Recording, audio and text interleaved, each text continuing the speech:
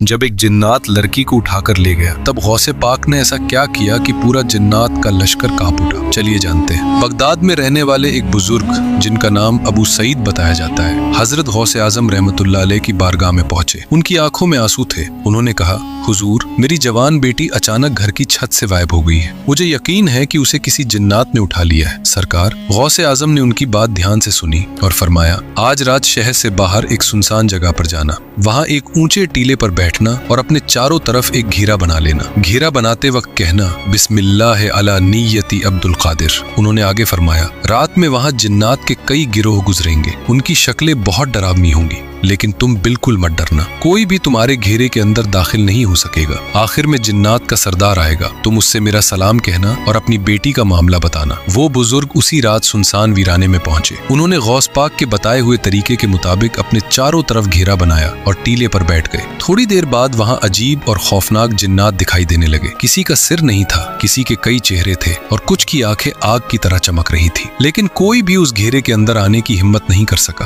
कुछ समय बाद जिन्नात का बादशाह वहां पहुंचा। उसके साथ बहुत बड़ा लश्कर था। उसने दूर रुककर पूछा, ए इंसान, तू कौन है? बुजुर्ग ने जवाब दिया, मैं गौसे आजम का भेजा हुआ हूँ। जैसे ही गौस पाक का नाम लिया गया, जिन्नात का बादशाह अदब से झुक गया। उसका पूरा लश्कर भी खामोश होकर खड़ा हो गया। उसने कहा, बताइए क्या हुक्म है? बुजुर्ग ने अपनी बेटी के बारे में बताया और कहा कि उसे किसी जिन्न ने अगवा कर लिया है। बादशाह ने तुरंत अपने लश्कर में ऐलान करवाया, जिसने इस इंसान की बेटी को उठाया है उसे फौरन मेरे सामने लाया जाए। कुछ देर बाद एक जिन्न को पकड़कर लाया गया। उसके साथ वही लड़की भी थी।